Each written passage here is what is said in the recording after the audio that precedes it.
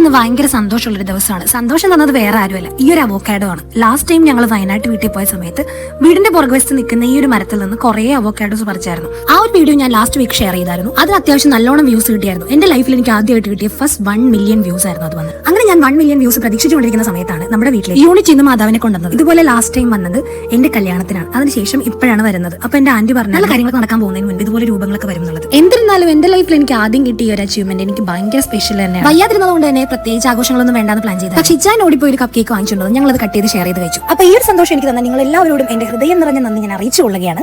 ഞാൻ ഈ 1 മില്യൺ എന്ന് പറയുമ്പോഴാണ് അമ്മയ്ക്ക് ഇതിനെപ്പറ്റി വലിയ ധാരണ ഉണ്ടായിരുന്നില്ല. അതുകൊണ്ട് അമ്മ ആ സമയം മുതൽ എന്നോട് ചോദിച്ചുകൊണ്ടിരിക്കുകയാണ്, കേരളത്തിലെ മൊത്തം എത്ര ആൾക്കാരുണ്ട്, അതിൽ എത്ര പേര് നമ്മുടെ വീഡിയോ കണ്ടു? കേരളത്തിൽ എത്ര ലക്ഷം? 3 കോടി ജനങ്ങളാണല്ലേ കേരളത്തിൽ. അപ്പൊ 1 മില്യൺ എന്ന് പറയുമ്പോ എത്രയാണ്? 10 ലക്ഷം. 10 ലക്ഷം ആൾക്കാർ. ഞാൻ എന്തോ ഓസ്കാർ വിൻ ചെയ്ത പോലെയായിരുന്നു അമ്മയുടെ റിയാക്ട്. അല്ലെങ്കിൽ അമ്മമാർ അങ്ങനെ തന്നെയാണല്ലേ. എല്ലാവരോടും ഒരിക്കൽ കൂടി താങ്ക്സ്. ബൈ.